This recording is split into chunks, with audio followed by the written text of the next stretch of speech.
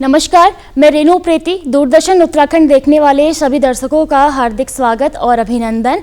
आज हम बात करने जा रहे हैं चारधाम यात्रा की। साल 2024 की चारधाम यात्रा संपन्न हो चुकी है और भारी संख्या में तीर्थयात्रियों ने चारों धामों में अपने शीश नवाए हैं और अब प्रदेश में शीतकालीन चारधाम यात्रा शुरू होने जा रही है। 8 दिसंबर से ये यात्रा शुरू होगी। ऐसे में प्रदेश में शीतकालीन यात्रा को लेकर कितनी तैयारियां चल रही हैं और इस वर्ष साल 2024 में चारधाम यात्रा ने क्या नए आयाम छुए हैं और क्या नई सीख ली है, इस पर हम चर्चा करेंगे। हमारे साथ खास चर्चा के लिए बद्री केदार मंदिर समिति के अध्यक्ष अजेंद्र अजय जी हैं, तो आपका बहुत बहुत स्वागत है। बहुत बहुत धन्यवाद जी। तो सबसे पहले साल 2024 चारधाम की यात्रा के लिए कैसा रहा है? क्या कितने तीर्थयात्री इस बार आए और कैसा अनुभव यात्री लेकर गए अपने साथ? देखिए, आपने देखा होगा कि इस वर्ष जो हमारे चारधाम यात्रा के कपाट है वो काफ़ी देरी से खुले हैं। 10 मई को कपाट खुले हैं, चारधाम यात्रा प्रारंभ हुई है।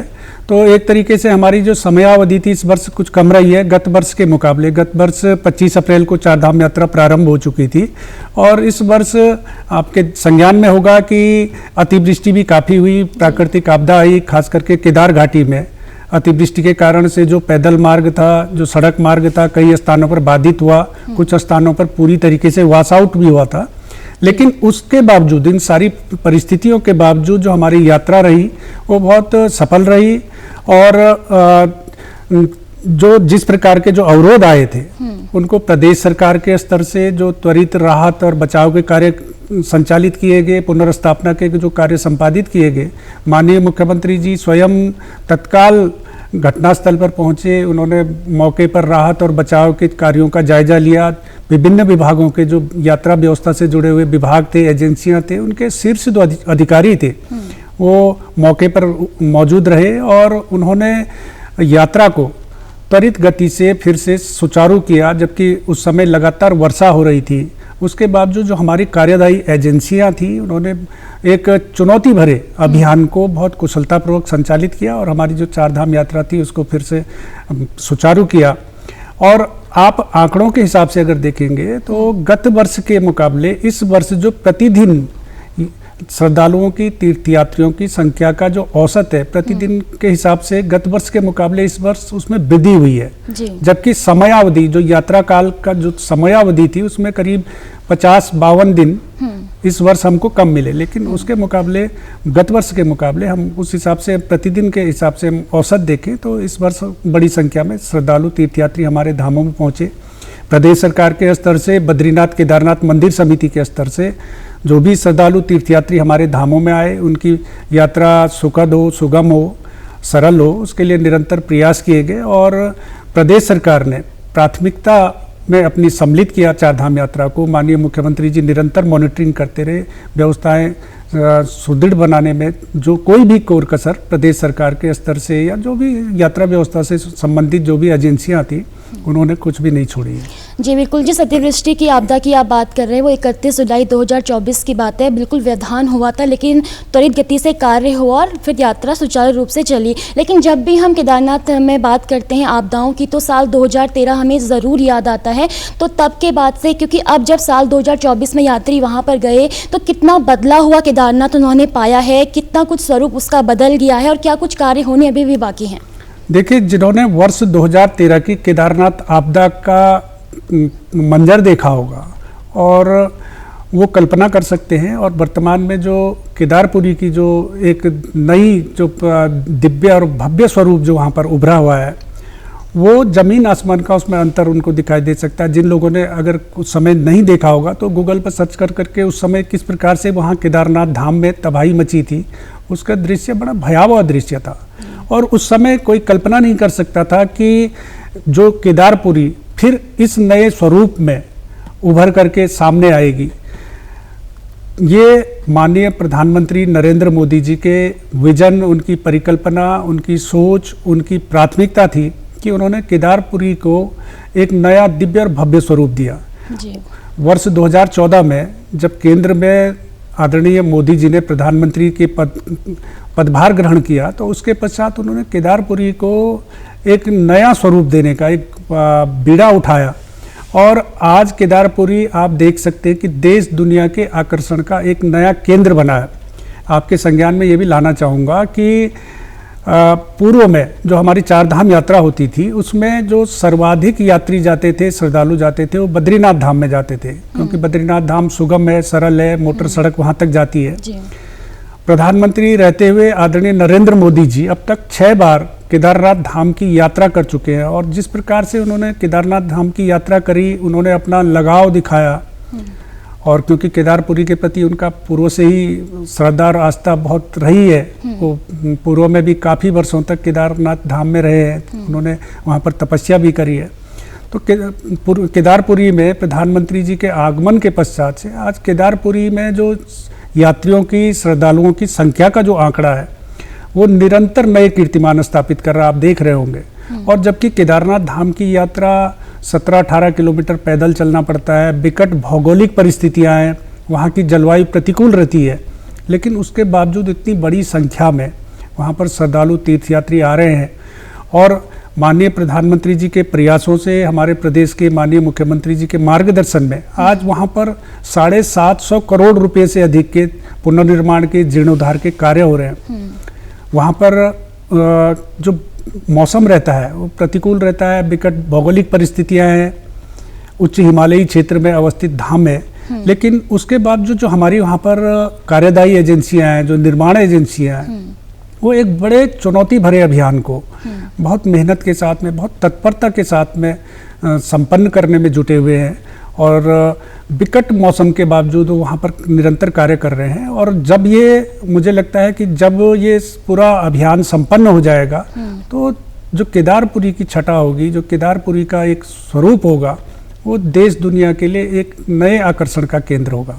जी बिल्कुल, नए आकर्षण का केंद्र होगा, और यही कारण भी है क्योंकि जब वो इतना स्वरूप बदला है, भव्य स्वरूप हुआ है, तभी तीर्थयात्री भी वहाँ पे अधिक से अधिक संख्या में जा रहे हैं। लेकिन साल 2024 में भी अगर हम देखते हैं तो कई सारे ऐसे हमें वहाँ पे, चाहे वो जाम की समस्या हो या चाहे वहाँ पे लोगों का जो स्वास्थ्य है वो खराब हुआ है, और मौतों का आंकड़ा भी सामने आया है, जो हर वर्ष आता ही है। तो क्या कारण आपको लगते हैं, और जो ये चुनौती है, क्योंकि वहाँ पर मौत हुई, स्वास्थ्य शिविर लगाए गए, हेल्थ चेकअप किए गए, उसके बावजूद भी जो मौतें वहाँ पर हुई हैं, क्या कारण आपको लगता है, भविष्य में कैसे आप इससे पार पाएंगे?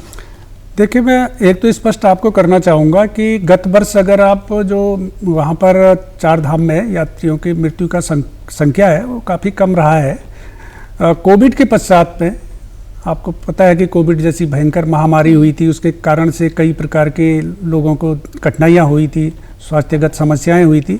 उसके पश्चात जब यात्रा प्रारंभ हुई थी तो उस वर्ष काफ़ी थोड़ा वृद्धि हुई थी, ये दर में वृद्धि थी, लेकिन उसके पश्चात से प्रदेश सरकार ने जो स्वास्थ्य सुविधाएं हैं यात्रा मार्गों पर, तो वहाँ पर जब सुविधाएं बढ़ाई हैं, वो सारी चीज़ें करी हैं, तो उसके कारण से काफ़ी कमी आई है। और निरंतर वहाँ पर यात्री जो जाते हैं उनसे चेकअप भी उनका किया जाता है। प्रदेश सरकार के स्तर से जो श्रद्धालु तीर्थयात्री हमारे धामों में जाते हैं, क्योंकि हमारे धाम आप जानते हैं कि उच्च हिमालयी क्षेत्र में अवस्थित हैं, वहाँ की भौगोलिक परिस्थितियाँ और जलवायु बहुत विकट है। प्रदेश सरकार और स्वास्थ्य विभाग, बद्रीनाथ केदारनाथ मंदिर समिति, जो भी श्रद्धालु तीर्थयात्री धामों की यात्रा का अपना कार्यक्रम सुनिश्चित करते हैं, हम उनसे निरंतर अपील भी करते रहते हैं कि वो अपनी यात्रा का कार्यक्रम सुनिश्चित करने से पूर्व जो अपने डॉक्टर से ज़रूर सलाह मशविरा लें। अगर वो किसी प्रकार से कोई दवाई वगैरह लेते हैं तो वो दवा साथ लेकर आएँ, गर्म वस्त्र लेकर साथ आएँ। तो इस प्रकार से हम करते रहते हैं। जो खास करके जो बुजुर्ग जो यात्री होते हैं उनसे भी हम अपील करते रहते हैं कि अपनी थोड़ा जागरूकता के साथ में वो आए, लेकिन उसके बावजूद कई लोग थोड़ा लापरवाही भी दिखाते हैं, तो उस कारण से ये दिक्कतें वहाँ पर आती हैं। जी बिल्कुल, इसके साथ ही यदि हम देखें साल 2024 की चारधाम यात्रा को, तो जाम की समस्या भी काफ़ी देखने को मिली थी, और अब जो लोगों ने मांग उठाई है कि वैकल्पिक मार्गों को खोला जाए, तो क्या आगामी वर्ष के लिए सरकार इसको लेकर तैयारी कर रही है? देखिए, निश्चित रूप से जब भारी संख्या में श्रद्धालु तीर्थयात्री, एक जो कैरिंग कैपेसिटी होती है उससे अधिक संख्या में जब लोग आते हैं, 100 सीटर बस में, अगर लग्जरी बस भी हो, 100 सीटर कोई लग्जरी बस हो, और उसमें 500 लोग अगर घुस जाएंगे तो थोड़ा कठिनाइयाँ होती हैं। लेकिन प्रदेश सरकार इन सारी चुनौतियों को और जितना उनका समाधान हो सकता है उनको निकालने का प्रयास कर रहे हैं। किस प्रकार से जाम की समस्या से निजात पाया जा सके, उसके लिए पार्किंग की क्या क्या वैकल्पिक व्यवस्थाएं हो सकती हैं, वैकल्पिक मार्ग क्या हो सकते हैं, इन सारी चीज़ों पर बहुत तेज़ी के साथ में कार्य चल रहा है। प्रदेश सरकार के स्तर से बहुत गंभीरता के साथ में इन सारी चीज़ों पर विचार किया जा रहा है। जी, आपको जब से बीकेटीसी का अध्यक्ष बनाया तब से भी चारधाम यात्रा में कई सारे सकारात्मक बदलाव देखने को मिले, तो क्या कहीं ना कहीं आपके जो कार्य थे उनसे ये बदलाव आए हैं? देखिए, प्रयास हमने भी किए हैं, लेकिन ये सारी चीज़ें तभी संभव था जब प्रदेश सरकार के स्तर से भी हमको इसमें सहयोग मिला, खास करके माननीय मुख्यमंत्री जी के स्तर से हमको निरंतर उनके मार्गदर्शन में कार्य करने का, उनके द्वारा जो भी जहाँ पर भी हमको कठिनाइयाँ लगी तो उनके द्वारा तुरंत उनका समाधान करने का प्रयास किया गया। तो स्वाभाविक रूप से इसके लिए प्रदेश सरकार और माननीय मुख्यमंत्री जी को भी मैं आभार व्यक्त करता हूं कि उन्होंने जब कहीं पर भी हमको किसी प्रकार की कठिनाई नहीं आने दी, उसके कारण से हमारा उत्साह भी बढ़ा और जो समस्याएं हमारे समक्ष आई उनका समाधान करने में भी हमको आसानी रही है। जी, क्योंकि आपको बीकेटीसी का अध्यक्ष बनाया गया और चारधाम यात्रा संपन्न हो गई है, तो कोई ऐसी उपलब्धि जो अपनी आप बड़ी मानते हो? देखिए, हमने बद्रीनाथ केदारनाथ मंदिर समिति में काफ़ी प्रयास किए कि जो हमारा बुनियादी ढांचा है उसमें सुधार संशोधन करने के काफ़ी प्रयास किए। और आप जानते हैं कि बद्रीनाथ केदारनाथ मंदिर समिति वर्ष 1939 में अंग्रेज़ों के समय में इसका गठन हुआ था, तब से संचालित हो रही थी। लेकिन कई ऐसी चीज़ें थी जो वहाँ पर अभी थी नहीं, तो हमने उनको शुरुआत की है। जैसे कार्मिकों का जो सेवा नियमावली नहीं थी, कार्मिकों की हमने सेवा नियमावली बनाई। उससे क्या है कि जो नियुक्ति होंगी, पदोन्नति होती है, सारी प्रक्रियाएं होती हैं, उनमें पारदर्शिता बनेगी। इसके अलावा वित्त अधिकारी का वहाँ पर पद सृजित नहीं था, वित्त अधिकारी नियुक्त नहीं था, तो वित्तीय पारदर्शिता को बढ़ाने के लिए हमने वित्त अधिकारी का पद सृजित करवाया और प्रदेश से वित्त सेवा का अधिकारी वहाँ पर नियुक्त किए। इस प्रकार से बीकेटीसी के ढांचे के अलावा जैसे जो हमारे अधीनस्थ जो मंदिर हैं, ऐतिहासिक और पौराणिक दृष्टि से महत्वपूर्ण मंदिर हैं, उनके जीर्णोद्धार के लिए, उनके मरम्मतीकरण के लिए, उनके सौंदर्यीकरण के लिए भी हमने अनेक प्रयास किए हैं। और आपके संज्ञान में लाना चाहूँगा कि जैसे ऊखीमठ स्थित ओंकारेश्वर मंदिर है, जहाँ पर शीतकाल में बाबा केदार की पूजा संपादित होती है और उनकी जो चल विग्रह उत्सव डोली है, कपाट बंद होने के पश्चात ओंकारेश्वर मंदिर में ही अवस्थित होती है। इसके अलावा जो मदमहेश्वर द्वितीय केदार के रूप में जिनकी मान्यता है, उनकी जब कपाट बंद होते हैं तो उनकी डोली भी ओंकारेश्वर मंदिर में ही अवस्थित होती है। तो वहाँ पर एक पौराणिक और ऐतिहासिक दृष्टि से महत्वपूर्ण एक कोठा भवन है और उसके साथ में जुड़ा हुआ वहाँ पर एक बेसमेंट में बड़ी यूनिक चीज वहाँ पर है कि भगवान श्री कृष्ण के पोते अनिरुद्ध और जो दैत्यराज जो बड़े शिव भक्त थे, उनकी पुत्री उषा का वहाँ पर विवाह मंडप है। तो वो काफ़ी जीर्ण शीर्ण हालत में है, उसको ब्लॉक भी कर लिया हम, क्योंकि वो जो भवन है वो उससे पत्थर गिरते हैं, वो होता है, तो उसको ब्लॉक कर दिया। तो उसको उसके जीर्णोद्धार के लिए कई वर्षों से, करीब 30-40 वर्षों से लोग जीर्णोद्धार की मांग कर रहे थे।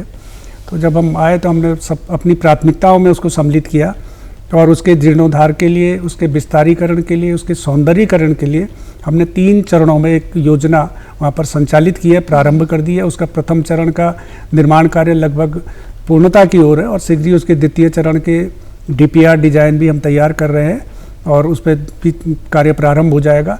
इसी प्रकार से कई अन्य भी मंदिर हैं, त्रिजुगी नारायण मंदिर है हमारा। जी बिल्कुल, बीकेटीसी को 47 मंदिरों की जिम्मेदारी दी गई है। जिन मंदिरों की आप बात करें उसी के अंतर्गत ये आते हैं। और तुंगनाथ मंदिर की अगर हम बात करें तो वहाँ पे हाल ही में पानी निकासी की समस्या देखी गई थी और कदम भी बीकेटीसी ने उठाए थे, तो क्या कुछ रहा उसका रिजल्ट? देखिए, जो तुंगनाथ मंदिर है वो विश्व में सबसे ऊंचाई पर स्थित शिव मंदिर है और वो ऐतिहासिक और पौराणिक दृष्टि से उसकी बहुत मान्यता है। वहाँ पर भू धसाव की समस्या उत्पन्न हो रही है, उसके कारण से जो मंदिर के पत्थर हैं उनके बीच पे गैप आ गया है और जो मंदिर का सभा मंडप है और गर्भगृह है उसमें पानी रिस रहा है। तो उसके गत वर्ष मैंने आर्कियोलॉजिकल सर्वे ऑफ इंडिया और जियोलॉजिकल सर्वे ऑफ इंडिया को पत्र लिखा था और उनसे अनुरोध किया था कि वो इसके अध्ययन करें।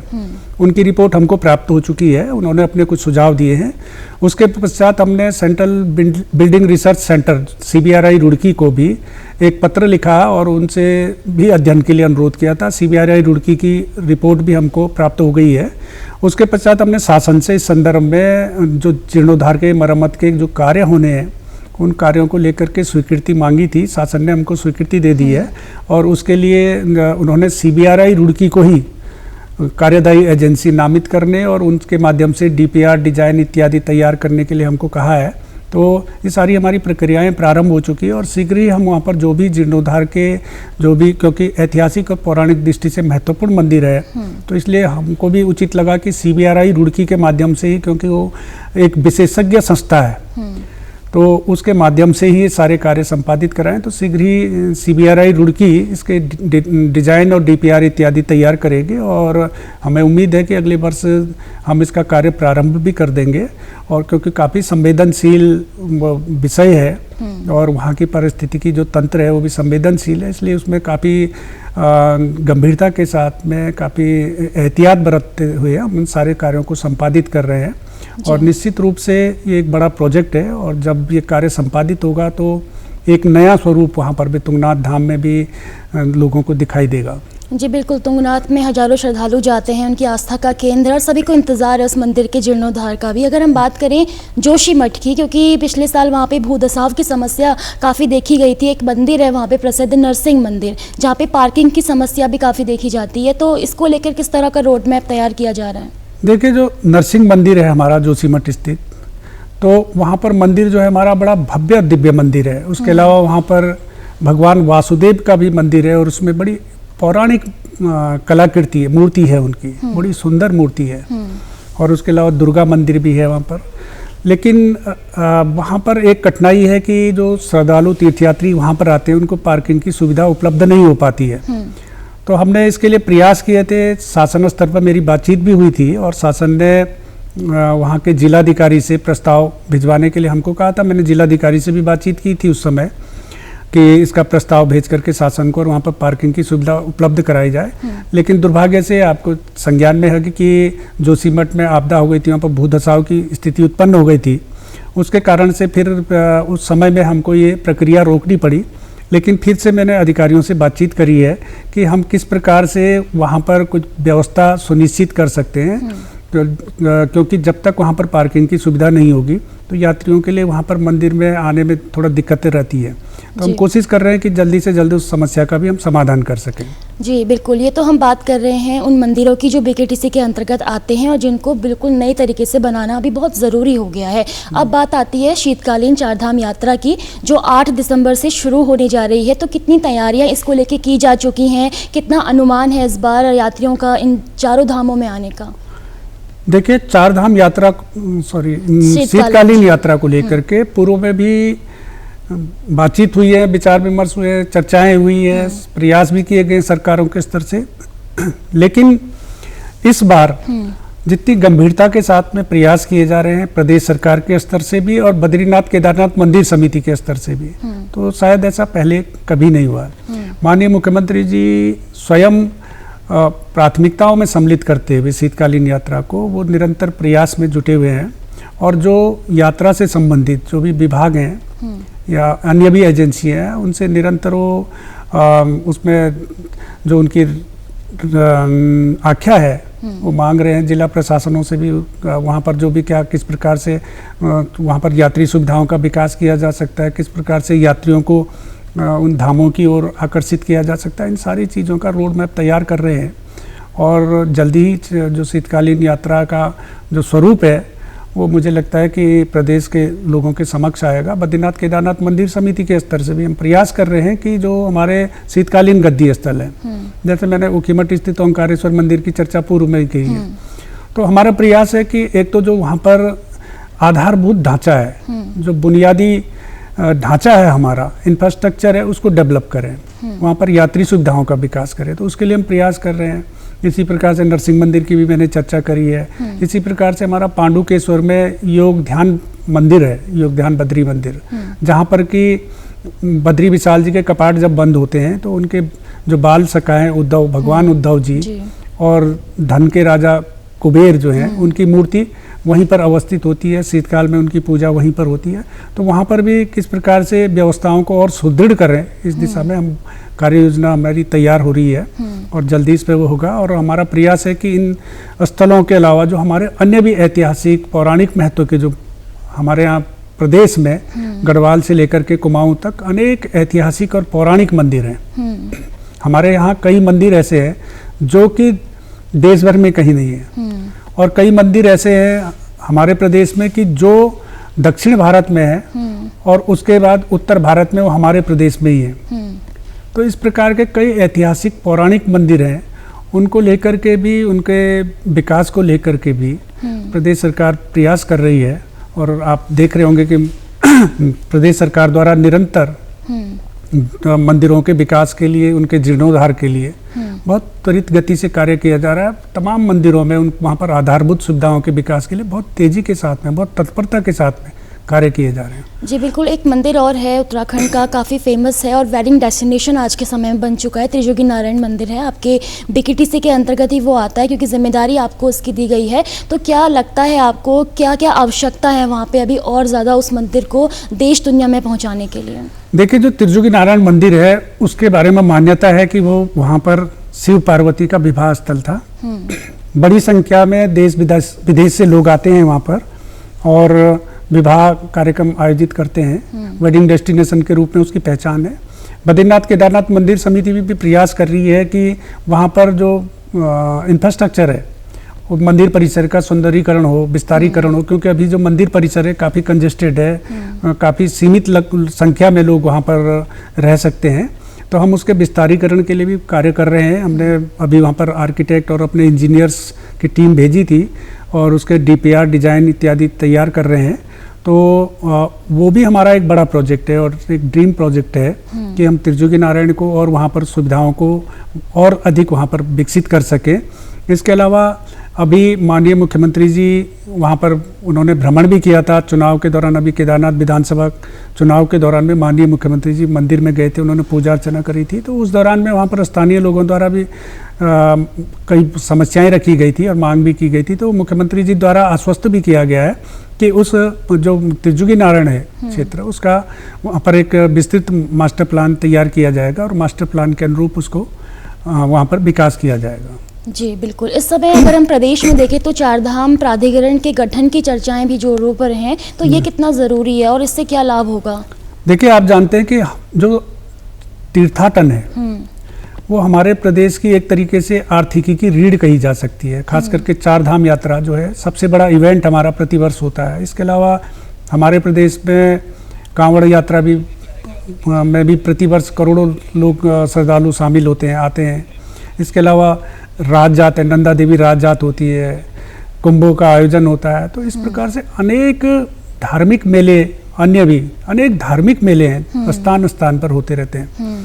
तो प्रदेश सरकार का प्रयास है कि जितने भी हमारे यहाँ पर धार्मिक आयोजन होते हैं, जिस प्रकार के मेले हैं या धार्मिक स्थल हैं, उनका विकास करना है। तो इन सब के लिए एक सुनियोजित तरीके से कार्य किया जाए, उसके लिए प्राधिकरण की परिकल्पना की गई है। और आपके संज्ञान में होगा कि प्रदेश सरकार द्वारा जो अपर मुख्य सचिव हैं हमारे, उनकी अध्यक्षता में एक समिति भी गठित की गई है इन सारी चीज़ों प्राधिकरण के एक स्वरूप के निर्धारण के लिए। तो उनके द्वारा प्रदेश सरकार को अपनी रिपोर्ट सौंप दी गई है। और जैसा कि माननीय मुख्यमंत्री जी द्वारा कहा गया है कि उसका अंतिम प्राधिकरण का जो अंतिम स्वरूप है उसको देने से पूर्व जो हमारे जितने भी संबंधित पक्ष हैं, धार्मिक पक्ष हैं, जो स्टेक होल्डर्स हैं, हक हकूकधारी हैं या व्यवसायी हैं, तो सबसे बातचीत करके उनके भी सुझाव लिए जाएंगे। उनके सुझाव लेने के पश्चात ही इसको अंतिम रूप दिया जाएगा। और निश्चित रूप से ये एक बड़ी पहल है कि एक सुनियोजित और सुव्यवस्थित आयोजनों के लिए या धार्मिक स्थलों के विकास के लिए एक बड़ी पहल है। जी बिल्कुल। यहाँ पे हम आपके कार्यकाल पर प्रकाश डालना चाहेंगे और आपसे जानना चाहेंगे कि मंदिर हितों को लेकर आपने क्या क्या जरूरी फैसले लिए हैं, एक बार हमें ज़रूर बताएं आप। जैसे मैंने पूर्व में भी कहा कि हमने पहले तो जो हमारा बद्रीनाथ केदारनाथ मंदिर समिति है उससे स्ट्रक्चर को लेकर के कार्य किया है मंदिरों के जीर्णोद्धार है, ये जो हमारे बद्रीनाथ केदारनाथ मंदिर समिति के जो हमारे विश्राम गृह हैं उनके उच्चीकरण का हमने प्रयास किया है। इसके अलावा जो हमारे बद्रीनाथ केदारनाथ धाम में सुरक्षा व्यवस्था है, उसको सुरक्षा व्यवस्था सुनिश्चित करने के लिए अभी तक क्या है कि वहाँ पर जो मंदिरों में दर्शन व्यवस्था के लिए रहते हैं उसमें पुलिसकर्मी भी रहते हैं, हमारे कार्मिक भी रहते हैं, कई बार जैसे आर्मी के लोग भी रहते हैं, ITBP के लोग भी रहते हैं, मल्टीपल एजेंसियों के लोग काम करते हैं। तो कई बार मल्टीपल एजेंसियाँ होने के कारण मल्टीपल डायरेक्शन भी होते हैं, तो समन्वय स्थापित नहीं हो पाता है। तो इसको दृष्टिगत रखते हुए हमने अपना मंदिर समिति का एक सुरक्षा संवर्ग सृजित कराया है। शासन ने हमको इसके लिए स्वीकृति प्रदान कर दी है। उसमें एक DSP रैंक का अधिकारी हमारा जो चीफ सिक्योरिटी ऑफिसर होगा वो रहेगा। उसको हम सिविल पुलिस अथवा पैरामिलिट्री फोर्स से या केंद्रीय जो सशस्त्र बल हैं इनसे ले सकेंगे। उसके अलावा पूरा हमारा एक 57-58 लोगों का पूरा एक संवर्ग हमने तैयार किया है और ये प्रयास रहेगा कि आगामी जो यात्रा काल है उससे पहले हम इसको जो सुरक्षा संवर्ग है उसको मूर्त रूप दे देंगे। जी बिल्कुल। अगर हम देवभूमि उत्तराखंड की बात करते हैं तो यहाँ की आर्थिकी या तो पर्यटन पर निर्भर है या फिर तीर्थाटन पर निर्भर है। तो पर्यटन तो यहाँ का बढ़ ही रहा है, तीर्थाटन कैसे बढ़े, इसको लेकर कितना काम अभी और होना बाकी लगता है आपको? देखिए, मैंने जैसे पूर्व में भी कहा कि हमारे प्रदेश में तीर्थाटन की अपार संभावनाएं, असीमित संभावनाएं मैं व्यक्तिगत रूप से मानता हूं कि हमारे यहाँ ऐसे ऐसे धार्मिक स्थल हैं जिनकी ऐतिहासिकता और पौराणिकता बहुत महत्वपूर्ण है और वो प्रचार प्रसार के न होने के कारण से देश दुनिया के समक्ष वो उनकी जानकारी नहीं है। तो उसके लिए जैसे जो प्रदेश सरकार द्वारा जो प्राधिकरण का गठन किया जा रहा है, मुझे लगता है कि जो प्राधिकरण का गठन किया जा रहा है निश्चित रूप से वो इस दिशा में कार्य करेगा और जो हमारे अछूते और विकास से वंचित जो इस प्रकार के धार्मिक स्थल हैं, मंदिर हैं, तो उनके बारे में एक सुनियोजित योजना तैयार करेगा, कार्य योजना बनाएगा और उसके प्रचार प्रसार करके तो इससे हमारी जो प्रदेश की आर्थिकी है बहुत तेज़ी के साथ में इसको गति मिलेगी। और मुझे लगता है कि सबसे अधिक हमारे प्रदेश में अगर किसी बात की संभावनाएं हैं और उसमें तीर्थाटन सबसे महत्वपूर्ण है और निश्चित रूप से इसमें प्रदेश सरकार इस दिशा में कार्य भी कर रही है। जी, जो तीर्थयात्री अब शीतकालीन चारधाम यात्रा के लिए आने वाले हैं देवभूमि उत्तराखंड में, उन्हें किन बातों का ध्यान रखना होगा, आप एक संक्षेप में उन्हें बता दीजिए।